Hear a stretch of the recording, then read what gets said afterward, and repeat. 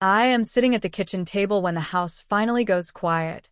The dishwasher hums like it's breathing for us. A soft, steady sound. The kind that usually means the day is over and nothing bad is waiting. The overhead light casts a pale yellow circle on the wood, catching the edge of receipts spread in front of me like playing cards. Gas. Groceries. School supplies. Normal things. Safe things. My laptop is open, tilted just enough that the glow doesn't wake my daughter, Avery, asleep down the hall. I can still picture her from 10 minutes ago, curled on her side, one sock missing, clutching the paperback she insists on sleeping with. She trusts this house. She trusts us. That matters to me more than numbers ever should. I sip cold tea and log into the bank account I rarely touch. Not because I don't care, but because my husband, Nathan Cole, always said this part was easier if one of us handled it. I've got it, he'd tell me, kissing my forehead, already reaching for his phone. You worry about the real stuff. The real stuff. Birthdays. Permission slips. Remembering which foods Avery suddenly hates this week. Tonight, I'm just trying to categorize expenses before tax season hits. A boring task. A responsible one. I expect nothing more than mild annoyance and the quiet pride that comes with being prepared. The screen loads slowly. A small spinning circle. I drum my fingers once, then stop. Something about the delay makes my shoulders tighten. When the account finally opens, the balance flashes higher than I expect. Not alarmingly so. Just enough to feel off. I scroll. Transfers appear in neat rows, dates aligned, amounts bolded. Most are familiar. Mortgage, utilities, insurance. Then I see the category Nathan uses when he doesn't feel like explaining. Support. I click it. The list expands. My eyes move down the column, reading amounts that don't register as real at first. 5,000, 8,000, 12,000. The dates stretch back months, then a year. I keep scrolling, my fingers stiff on the mouse. At the bottom, a total appears. $52,000. I blink once. Then again. That can't be right. It feels like a typo, the way bad numbers often do. Like if I refresh the page, it will apologize and correct itself. I do refresh. The number stays. I lean back in my chair, wood creaking beneath me, and try to reconstruct Nathan's voice in my head. The way he shrugs when I ask where he's been. The easy smile when he says, just helping someone out. The way he never uses names. His friends. I glance at the hallway, half expecting him to walk in, to explain this before it hardens into something sharp. But the house stays still. Nathan is out, grabbing a drink, a phrase that has stretched into entire evenings lately. I click into one transaction. Then another. No notes. No invoices. Just destinations that mean nothing to me. Accounts I've never seen. Banks I've never used. Avery shifts in her sleep, and the sound pulls me back into my body. I close the laptop halfway, as if that might trap the number inside. My chest feels tight, like I've been holding my breath without noticing. I tell myself this is normal. Nathan is generous. People lean on him. He likes being needed. I've said those words out loud to friends, to my sister, even to myself. I've defended this softness in him like it was proof of his goodness. Still, I open the laptop again. I pull out my notebook, the blue one I use for grocery lists and reminders, and write the number down. $52,000. The pen hesitates before finishing the last zero, as if it doesn't want to commit. The kitchen clock clicks forward. Midnight. I think of Avery's college fund, of the vacation we keep postponing, of the way Nathan always says next year will be easier. I think of how calm I felt an hour ago, believing everything important was already handled. The dishwasher stops. The sudden silence is loud. For the first time, I wonder if support is just another word for something I was never meant to see. And once that thought lands, it refuses to leave. I don't confront Nathan that night. I close the laptop, stack the receipts into a neat pile, and slide everything back into the drawer like I always do. Quietly. Carefully. The way you handle things you don't yet understand. In bed, I stare at the ceiling while Nathan slips in an hour later, smelling like citrus, soap, and bar air. He kisses my shoulder, already half asleep, and I let him. Morning comes with routines. Lunch packed. Backpack zipped. Avery hums to herself, asking if we can have pancakes this weekend. I say yes without thinking, even as the number from last night floats behind my eyes like an afterimage. When the house is empty, I text Nathan. Hey, quick question about the bank account. I was organizing things for taxes and saw a category called support. Can we talk about it later? I stare at the screen, watching the message sit there, delivered but unanswered. 10 minutes pass. Then 20. I tell myself he's busy. I make coffee. I clean a counter that's already clean. His reply finally comes while I'm folding laundry. It's nothing. Just helping people out. Don't stress. Nothing. I sit on the edge of the bed, Avery's small socks tangled in my hands, and type back. I noticed it totaled around $52,000. I just want to understand. The dots appear. Disappear. Appear again. Why are you digging through stuff you don't handle? You know I've got this. You're overreacting. Overreacting. The word lands harder than I expect. Like I've been scolded for asking the wrong question. That afternoon, I meet my coworker Marissa Holt for a late lunch. She's the kind of woman who organizes her purse and her thoughts with the same precision. When she asks how I'm doing, I almost say fine out of habit.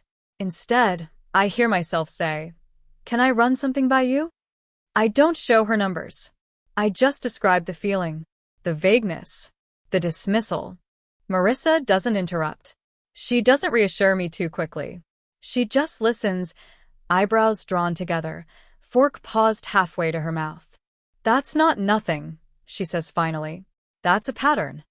The word makes my stomach drop. Pattern implies intention, continuity, design. When I get home, there's a gift bag on the counter. Nathan must have left it there earlier. An anniversary card, still sealed, leaning against a bottle of wine. The date had slipped my mind completely. I touch the edge of the envelope, but don't open it. It feels wrong, like accepting a distraction. Nathan comes home late again. I bring it up gently, the way I've practiced in my head. I'm not accusing you, I say, keeping my voice even. I just want transparency. That's a lot of money. He exhales sharply, like I've exhausted him. I can't believe you're doing this now. Doing what? Turning generosity into something ugly. He shakes his head, already walking past me. You wouldn't understand. They're in bad situations. Who is they? I ask.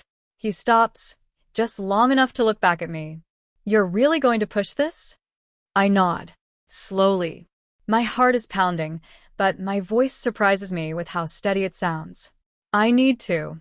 He doesn't answer. He goes into the bedroom and closes the door a little too hard. Later, Avery asks why Dad seemed mad. I tell her he's tired. She accepts that easily, the way children do, and it breaks something open in me. How many times have I accepted the easiest explanation? That night, I sit alone in the living room, the unopened card still on the counter, the wine untouched. My phone lights up with a message from Nathan. Let it go. You're making a big deal out of nothing. I type a response. Delete it. Type another. Delete that too. Instead, I open my notebook and write one sentence beneath the number from last night. If it's nothing, why does it feel like something I'm not allowed to touch? The house feels colder, though the thermostat hasn't changed. Outside, a car pulls away, headlights sweeping briefly across the walls, then disappearing. I realize with a quiet, sinking certainty that this isn't just about money. It's about being kept in the dark and being told I belong there. Looking back, the signs weren't hidden. They were softened. They were wrapped in charm and phrased as protection, delivered with a smile that made questioning feel like ingratitude. In the early years of our marriage, Nathan framed money as a burden he was lifting from my shoulders. You already carry so much, he'd say, sliding bills into a folder I never opened. Let me handle this part. At first, it felt like care. When Avery was a baby and sleep came in fragments, Nathan took over the accounts completely. He paid the rent, negotiated insurance, consolidated loans. I remember feeling relieved, almost lucky. Other women complained about partners who forgot due dates or ignored statements. Mine was proactive, responsible, trusted. The first time I noticed something odd, it was small. A credit card balance higher than expected. Nathan waved it off. Emergency help for a friend, he said, like that explained everything. He didn't say which friend. I didn't ask. Then it happened again. And again. $3,000 for a temporary situation. $7,000 to keep someone afloat.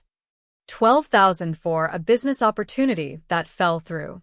Each time, there was urgency. Each time, there was reassurance. It'll come back.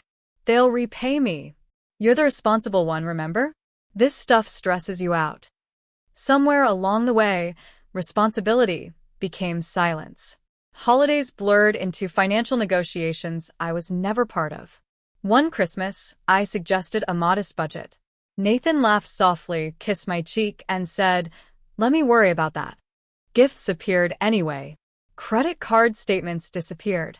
I told myself love was compromise. Trust was delegation.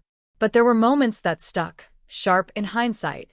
The time I needed to buy a new laptop for work and hesitated because I didn't know which account to use. The way Nathan questioned small purchases I made, then transferred thousands without discussion. The way he praised me for being low maintenance, as if it were a moral virtue. After Avery started school, I asked again carefully to see everything. Nathan's smile tightened. "Why now?" he asked. "Did someone put this idea in your head?" I dropped it. I always dropped it. What I didn't know then was how deliberate that conditioning was. How often he framed my curiosity as instability, my questions as emotional reactions. "You're better when you don't get involved," he'd say. "Numbers make you anxious." They didn't. Secrets did. The realization doesn't fully land until a Thursday afternoon, weeks after I first saw the $52,000. I'm sorting mail when I notice an envelope that doesn't belong to our usual pile. No friendly logo. No marketing gloss. Just official lettering and my name typed cleanly across the front. Inside is a preliminary tax document forwarded from Nathan's accountant by mistake. A digital copy printed, without explanation. I skim it first, expecting boredom. Then a line catches my eye. Disbursements external. I flip the page. There are more numbers here than I've ever seen connected to our household. Transfers stacked year over year. Accounts branching like roots underground. And next to them, a running total that makes my hands go numb. It's far higher than $52,000. My phone buzzes before I can process it. A message from a number I don't recognize. "This is Eli Parker. Nathan said you might have questions about the money. Please don't make this harder than it needs to be." I read it twice. Eli Parker. The first real name attached to Nathan's friends. My pulse thuds in my ears as I scroll back through the document, spotting a matching account reference. The connection is undeniable. This isn't generosity scattered in moments of weakness. This is a system. I sit down slowly, the paper trembling in my hands. Memories reorder themselves, snapping into place. Every deflection, every dismissal, every time I was told I was safer not knowing. Nathan didn't just keep me out of the finances. He trained me to stay out. Another message comes in, this one from Nathan. "We'll talk later. Don't respond to anyone." The command is automatic, familiar. For a second, my fingers hover over the screen, ready to obey. Instead, I fold the paper carefully and place it on the table. For the first time, I understand why the questions were never welcome. Because answers like these don't just hurt. They expose. The official notice arrives 3 days later. It isn't dramatic. No bold red warnings. No threats spelled out in all caps. Just a clean, formal email from our bank's compliance department, addressed to both Nathan and me, requesting clarification on a series of transfers flagged during a routine review connected to tax filings. Routine review. The phrase reads like an apology. I open it at the kitchen table again, the same place where I first saw the $52,000. Morning light pours through the window this time. Too bright, too honest. My hands start to shake as I scroll. They list dates, account identifiers, cross-referenced amounts. At the bottom, a sentence stands alone, understated and devastating. Pending a full audit, approximately $880,000 remains unaccounted for. The number doesn't feel real. It feels like a misprint, like the decimal point wandered off without permission. I whisper it once, just to hear how it sounds in the room. $880,000. The words fall flat, heavy, like stones dropped into water that doesn't ripple. My chest tightens. I press my palm against it, as if that might slow the pounding underneath. The kitchen smells like toast I forgot to eat. My coffee has gone cold again. Avery's backpack thumps against the wall as she rushes down the hall. "Mom, did you sign my form?" she asks, already halfway out the door. "Yes," I say, too quickly. I hand it to her, smiling with what feels like a borrowed face. She doesn't notice. She never does. She trusts that the ground beneath her is solid. When the door closes behind her, the house feels enormous and empty. I call Nathan. He doesn't answer. I leave a voicemail, my voice calm in a way that scares me. "We need to talk. The bank contacted us. It's serious." An hour passes. Then 2. My phone stays silent. I call the number listed in the email instead. The woman on the other end introduces herself as Dana Wilkes. Her tone is neutral, practiced but not unkind. She explains the process slowly, as if she senses I'm hearing this from the inside of a tunnel. "There are multiple accounts," she says. "Some domestic, some offshore adjacent. We're recommending an independent forensic audit to establish origin and authorization." Authorization. The word echoes.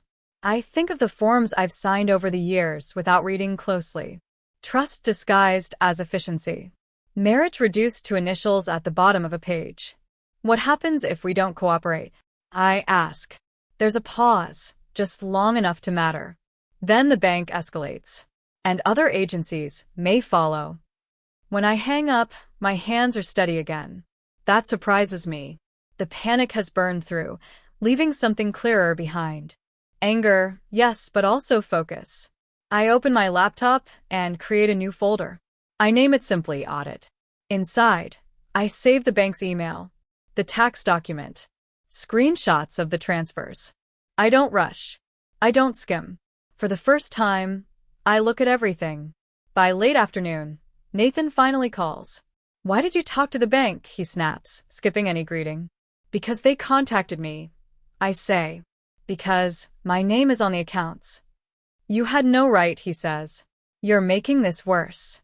I grip the edge of the table. There is no worse than $880,000 missing. Silence stretches between us, thin and brittle. "You don't understand what you're messing with," he says finally, his voice lower now. Controlled. "These people depend on me." "What about us?" I ask. "What about Avery?" He exhales sharply. "Don't drag her into this." I almost laugh. The sound catches in my throat instead. After the call ends, I sit very still. My body hums, like it's bracing for impact that never comes. In that stillness, the truth settles fully for the first time. This wasn't carelessness. It wasn't generosity gone too far. It wasn't a mistake. It was a structure built to function without my consent. And once I see that, something inside me hardens, not into bitterness, but into resolve. I close the laptop. I know exactly what I have to do next. I don't announce what I'm about to do. There's no dramatic confrontation, no ultimatum delivered over dinner. I wake up the next morning with a clarity that feels unfamiliar and steady, like my feet have finally found solid ground.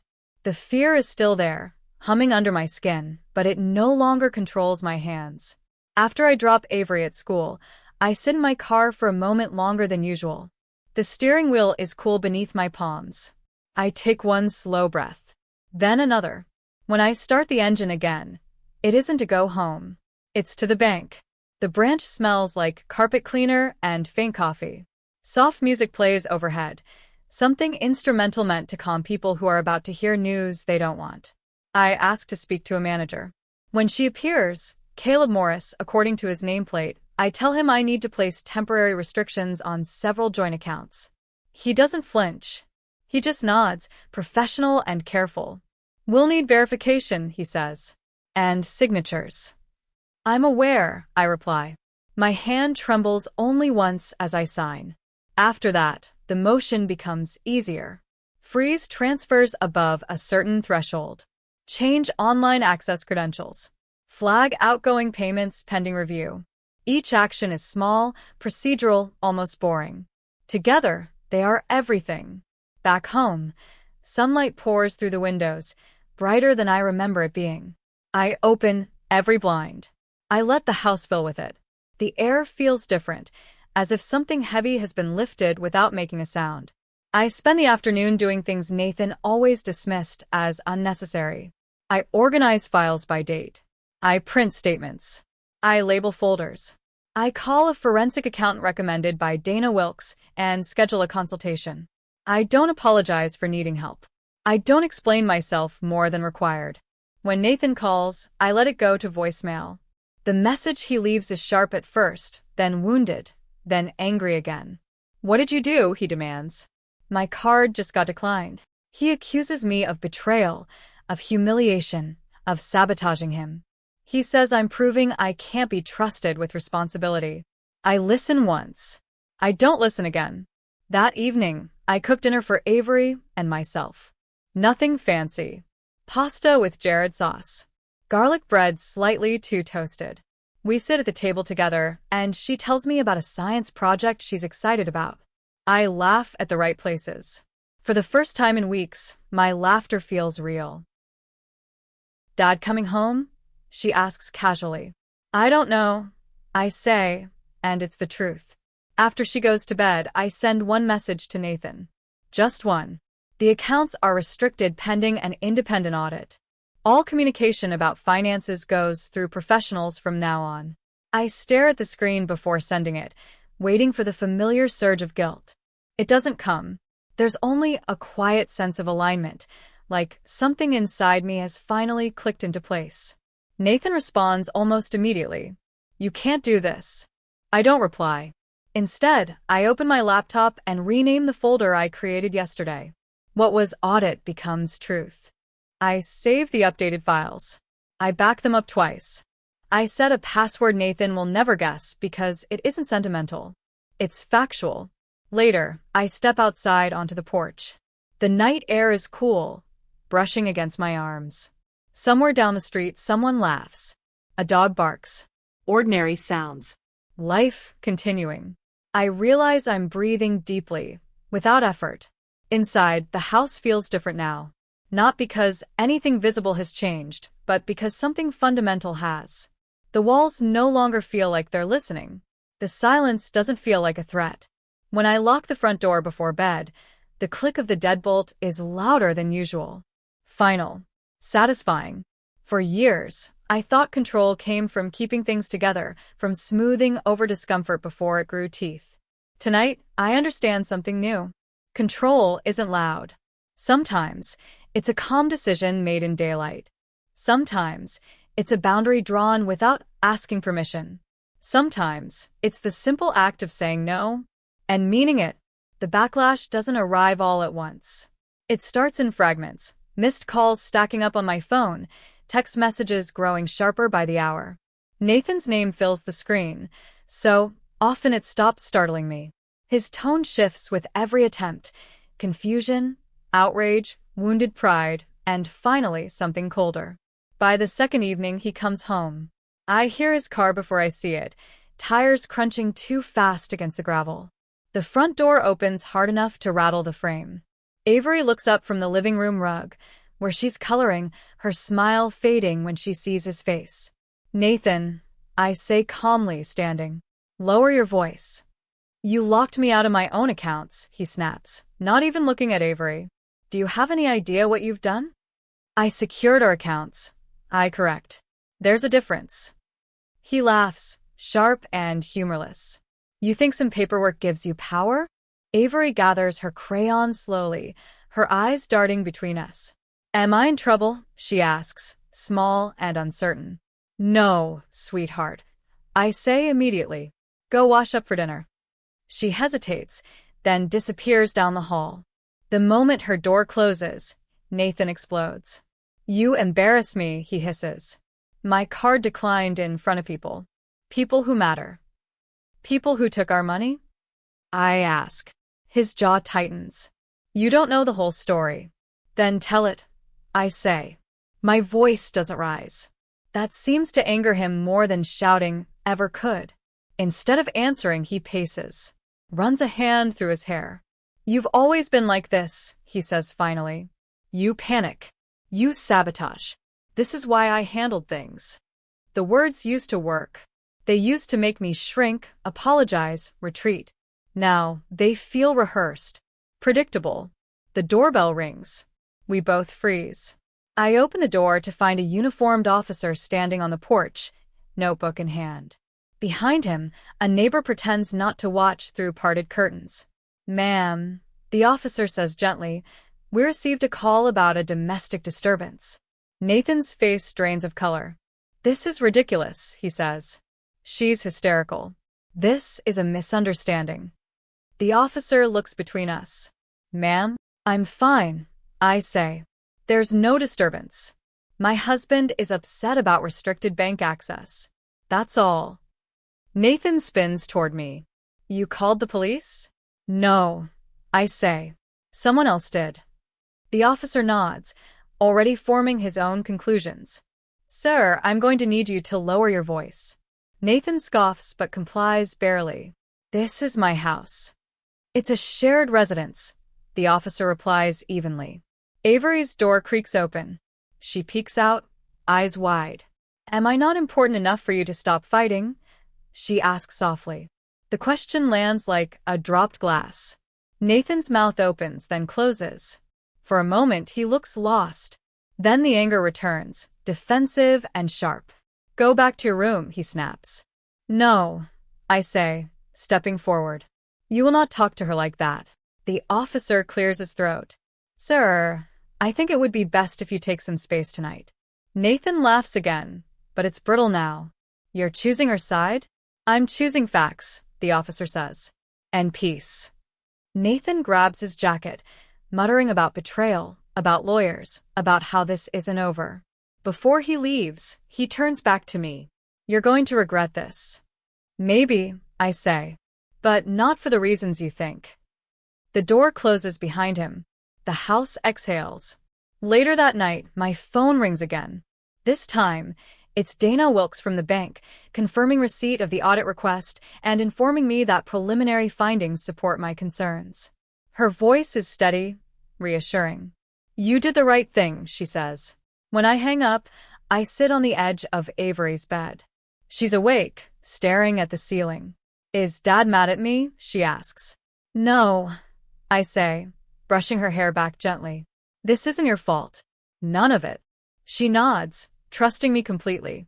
As I turn off the light, I realize something important.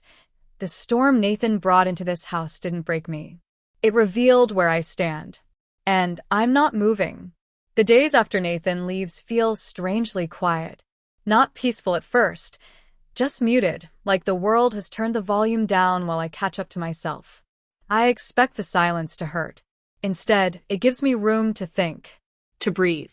To notice things I've ignored for years, like how sunlight lingers on the living room floor in the afternoon, or how Avery hums when she's concentrating.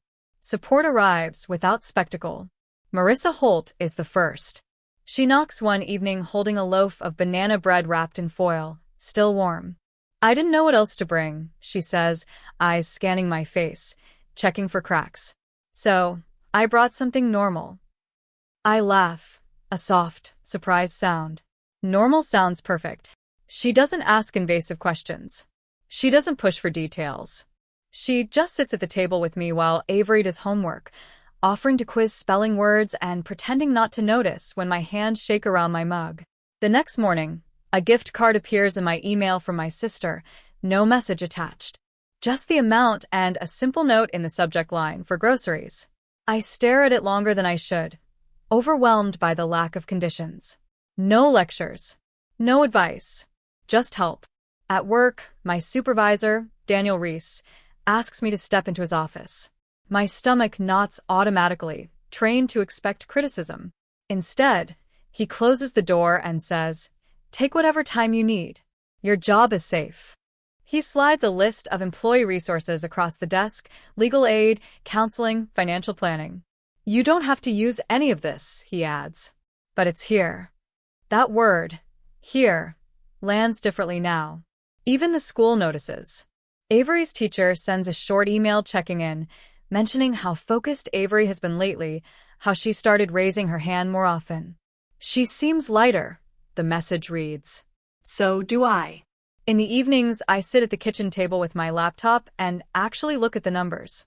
Not in fear, but in order. I track expenses. I compare months. I notice something almost shocking. There's enough. Without Nathan's secret transfers, the budget balances easily. There's room for savings, for small joys, for safety. The financial chaos I was warned about never arrives. Instead, clarity does. Dana Wilkes calls midweek to update me on the audit. Her tone is steady, professional, but there's a note of validation beneath it. "You caught this early," she says. "That matters." After I hang up, I realize my shoulders aren't tense anymore. I hadn't noticed when they relaxed. Neighbors I barely know offer quiet kindness. A casserole left on the porch. A note tucked under the door. "Thinking of you." No one asks for explanations. No one demands loyalty or secrecy. One afternoon, Avery and I sit on the living room floor sorting through old paperwork. She finds a stack of envelopes and asks what they are. "Just old bills," I say. She frowns thoughtfully. "I'm glad we don't fight about those anymore." I freeze, then kneel in front of her. "Did we fight a lot before?" She shrugs. Not loud, just heavy. The word stings because it's true. That night, after she's asleep, I step into the kitchen and realize something simple and profound. The house feels bigger. Not because anything has been removed, but because the tension no longer takes up space. I understand now the difference between obligation and generosity. Obligation comes with fear, with silence, with control disguised as care. Generosity arrives quietly, asking for nothing in return. As I shut down my laptop, the numbers neatly aligned, I feel something close to gratitude. Not for the betrayal, but for what followed it. For the proof that I am not alone. That real support doesn't need excuses or explanations. For the first time in a long while, the future doesn't feel like something I have to brace for. It feels open. Rebuilding doesn't happen all at once. It happens in mornings that start without dread, in evenings that don't end with whispered arguments. It happens quietly, through repetition, until peace begins to feel normal instead of fragile. Our days settle into a rhythm. I wake before Avery, make coffee, and sit at the table with my notebook open. Not to hunt for problems, but to plan. I track expenses with calm efficiency, adjusting categories that finally make sense. Groceries. Savings. School. There's something deeply satisfying about numbers that tell the truth. Avery changes too. She starts sleeping through the night. Her teachers send notes about improved confidence, about how she volunteers answers instead of shrinking into her chair. One afternoon, she comes home waving a graded paper, a bright A circled at the top. "I didn't even get nervous," she says, amazed at herself. I smile and believe her. Nathan tries to re-enter our lives the way he always did, carefully, indirectly, as if nothing irreversible has happened. His messages soften. Apologies appear, tangled with excuses. He says he was under pressure, that people depended on him, that he never meant to hurt us. I read each message once. Then I reply with the same sentence every time. All communication goes through legal channels. It isn't cruelty. It's consistency. There's no anger left in it, and that seems to unsettle him more than rage ever could. He sends one final message, accusing me of being cold. I don't respond. I don't need to. Instead, I invest my energy where it matters. I meet with the forensic accountant regularly, watching the audit progress with a sense of detachment I didn't think possible. Facts are facts. Truth doesn't require emotional labor. I also say yes to things I once avoided. Coffee with coworkers. A weekend art class Avery wants to try. Small plans that don't require negotiation or permission. At one of those coffee breaks, Daniel Reese introduces me to a friend of his, Lila Morgan, who's starting a community financial literacy workshop. We talk about budgeting, transparency, and the strange power of understanding your own resources. There's no spark, no implication, just mutual respect and easy conversation. I realize I missed this. Being seen without being managed. One Saturday, Avery and I paint the spare room together. The walls are a soft, hopeful green. We get paint on our hands and laugh when it smudges onto our noses. When we're done, we step back and admire the uneven edges, the proof that we made something ourselves. It feels new, Avery says. It is, I tell her. Nathan attempts one last reach a few weeks later, showing up unannounced with promises and a carefully chosen apology. I meet him at the door. I don't invite him in. This isn't the time, I say evenly. And this isn't the way. He looks at me for a long moment, searching for the version of me that used to bend. He doesn't find her. As I close the door, I feel no triumph, only relief. That night, I hang a framed document in my home office, not the audit results, but the budget summary I created myself. Clear. Balanced. Honest. It isn't about money anymore. It's about autonomy. Rebuilding, I've learned, isn't about replacing what was lost. It's about choosing what stays. And in this house, truth stays. Calm stays. We stay. A year passes, without ceremony. No countdown. No dramatic marker. Just time doing what it does best, creating distance. When I realize the anniversary of that night at the kitchen table has come and gone, it surprises me how little it hurts. The kitchen looks different now.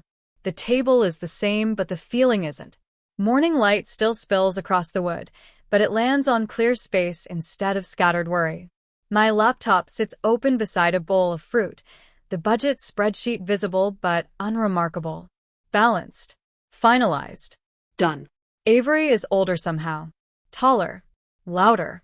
She's in the middle of planning her birthday party, bouncing ideas off me with the confidence of someone who expects to be heard. We decide on cupcakes instead of a cake. Fewer expectations. More choice. That evening, we celebrate quietly. A couple of friends. Music low. Laughter easy. No one arrives late. No one is missing. When Avery blows out the candles, she doesn't wish in a whisper. She closes her eyes, smiles, and blows hard. After the guests leave, she leans against me on the couch. "This is my favorite birthday," she says, already drifting toward sleep. "Mine too," I reply. Nathan exists at a distance now. Legal processes concluded. Accounts resolved. The audit did what audits do. It told the truth in numbers no one could argue with. He reaches out occasionally, careful and controlled, offering small gestures that look like reconciliation from the outside. I accept none of them. Boundaries don't need anger to hold. They just need consistency. I keep a journal now, not to document pain, but to track clarity. Some nights, I write about ordinary things, meals, conversations, moments of quiet pride. Other nights, I reflect on lessons I learned too late, but won't forget. That love without honesty isn't love. That generosity without transparency is theft. That peace begins where permission ends. The house feels like ours in a way it never quite did before. Not because it's perfect, but because it's honest. There are no locked folders, no whispered explanations, no categories meant to obscure instead of clarify. Just life. Lived openly. On a quiet Sunday morning, I stand in the doorway of Avery's room, watching her read. Sunlight filters through the curtains, dust motes drifting lazily in the air. She looks up and grins, unburdened. "What?" she asks. "Nothing," I say. "Just happy." Later, when the house settles into its afternoon hush, I return to the kitchen table. The same place where doubt once took root. I close my laptop and rest my hands on the surface, feeling the grain beneath my palms. I think about how far I've come, not in miles, but in certainty. In knowing what I will no longer accept. in understanding that walking away from deception isn't failure. It's survival. It's dignity. It's home. Home.